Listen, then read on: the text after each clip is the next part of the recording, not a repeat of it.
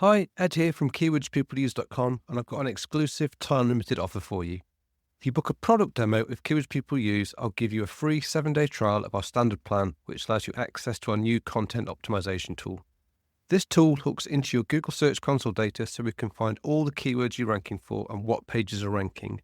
We then crawl your site content and use advanced machine learning techniques like embeddings and cosine similarity to find you content optimization opportunities that will quickly boost your impressions and clicks from Google.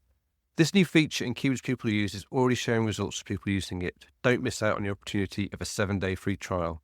Just go to keywordspeopleuse.com/demo to book your slot. That's keywordspeopleuse.com/demo. You'll find the link in the show notes of this episode. Hi, Ed Dawson here.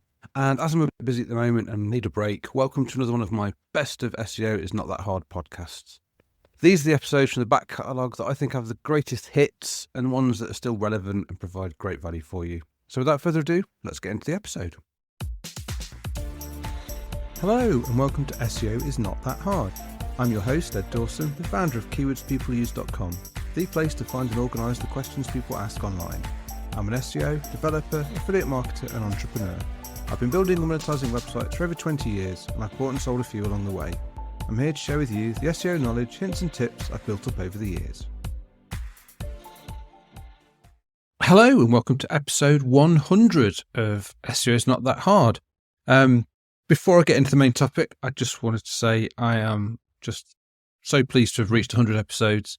I didn't know that I'd ever get there when I started about 8 months ago.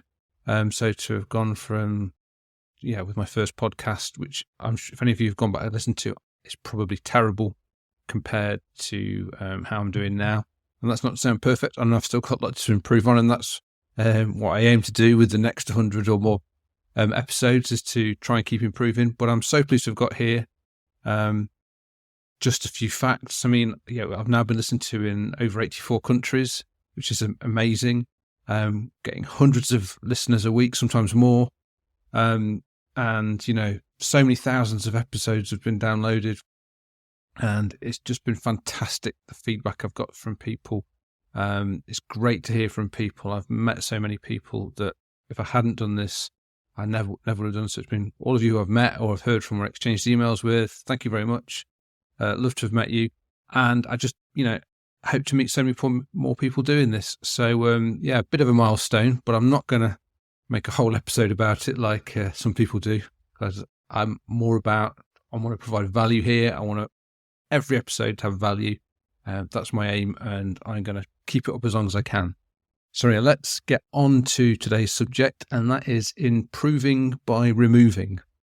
And this is all about the fact that sometimes you make things better, not by adding to them, but by taking away from them. And this is based on, I think I've done this many times in the past, but particularly we've just done it very recently with Keywords People Use. Obviously, Keywords People Use has changed quite a bit from when we started it, about 18 months ago now. Yeah, not quite 2 years yet. I think about 18 months ago we started that. And it's grown, and we've added to it. We've added features. And when we first started, all you could do was search. And we put in a credit system. So every time you searched, you used one search credit. So depending on what package you're on, depends on how many search credits you got a month. And then we added in some AI features. And obviously AI features come with a cost because we use large language models. We have compute power we've got to pay for. So we then added in AI credits so that people could use their AI credits to use the AI functionality, like some of the topic cluster functionality, some of the article writing, a whole bunch of things use AI embedded as part of them. And we needed to account for that. So then we had AI credits. So then people have got search credits for search and AI credits for AI features. Then, more recently, we've added keyword clustering, which is a fantastic feature. But we then had to think of a way of how do we charge for that? And then we implemented clustering credits, because every time we do clustering, we've got a lot of scraping of the SERPs to do. There's a lot of proxies we've got to pay for. It's not a cheap thing to do. So we've clustering credits. Now we've got search credits for search, AI credits for AI, clustering credits for clustering. And we were then giving different account types, different numbers of each one, and then trying to explain to people how the credit system works.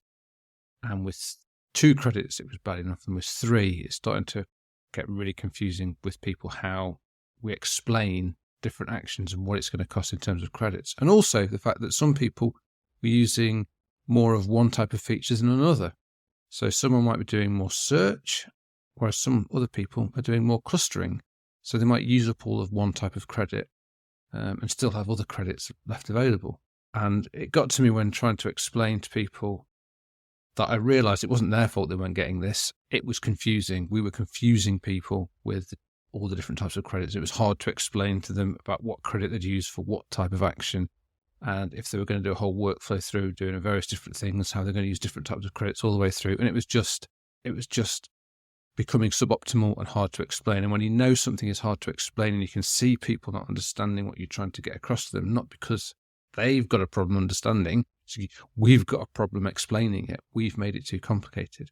So what we've done is we've removed having 3 types of credits. We've simplified everything down to 1 credit type. Now this is improved, we think, the whole situation, because now it doesn't matter what you prefer to use keywords people use for. If you're all about searches, you only can use all your credits towards search. If you're much more into clustering, then you can focus all your credits toward clustering. So it means you're no longer going to be in a situation where you might use up your ability to do one particular thing and have loads of ability to do something else that you don't want to do or isn't useful to you that month.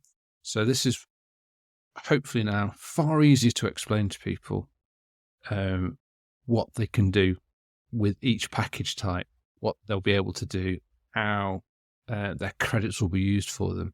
There are still slightly different, different actions take a different number of credits. So a search in general will take 1 credit, but there's a couple of searches where there's some AI in there, so they use 2 credits. But it's still just the same credit pool, so that's easier. We haven't got to explain 3 different credit types now. Hopefully just 1 credit type is easier for people to understand.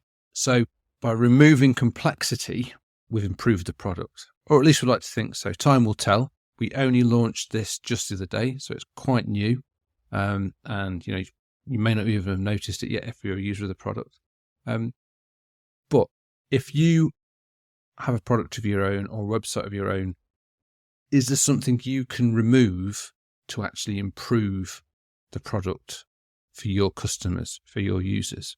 Because when you own a product, when you build a product, you know it inside out. You don't understand that complexity that other people see because you've designed it, you've worked on it, you know exactly how it works, so everything seems intuitive to you. But when people come to something for the first time, especially if it's online and there's no one there to show them exactly what to do, then these things can be difficult. So try always to place yourself in the footsteps of your users. Try and come at it with a blank mind, essentially. You don't know what's happening. Is this as intuitive as it could possibly be? Is there something we can remove to improve the flow, to improve things for our users? Now, what you did to improve have to be something as drastic and big as we did with the credit system changes, which was a hell of a lot of work. I know that the development team worked really hard on it, and I'm really appreciative of all the work they put into that. But it doesn't have to be something that big necessarily to improve your product. It could be something small. I mean, I've seen plenty of sign-up forms for products, for websites where they seem to ask so many questions, too many questions. They're making it harder for people to sign up by asking lots of questions. And you can improve by thinking, do we need all this information? What can we remove? What do we not have to ask them? Because you'll find, it improves your conversion rate, it'll improve the experience for the people who are signing up, and it will increase the number of people that sign up. And it's not to say that you can't get this information out of people later, So that's my thoughts on improving by removing. Hope it's given you something to think about, and I look forward to seeing you on the next episode. Before I go, I just wanted to let you know that if you'd like a personal demo of our tools that keywords people use, that you can book a free, no obligation, one-on-one video call with me where I show you how we can help you level up your content by finding and answering the questions your audience actually have. You can also ask me any SEO questions you have. You just need to go to keywordspeopleuse.com/demo, where you can pick a time and date that suits you for us to catch up. Once again, that's keywordspeopleuse.com/demo, and you can also find that link in the show notes of today's episode. Hope to chat with you soon. Thanks for being a listener. I really appreciate it. Please subscribe and share. It really helps. SEO is not that hard. It's brought to you by keywordspeopleuse.com, the place to find and organise the questions people ask online. See why thousands of people use us every day. Try it today for free at keywordspeopleuse.com. To get an instant hit of more SEO tips, then find the link to download a free copy of my 101 quick SEO tips in the show notes of today's episode. If you want to get in touch, have any questions, I'd love to hear from you. I'm at Channel 5 on Twitter. You can email me at podcast@keywordspeopleuse.com. Bye for now, and see you in the next episode of SEO is Not That Hard.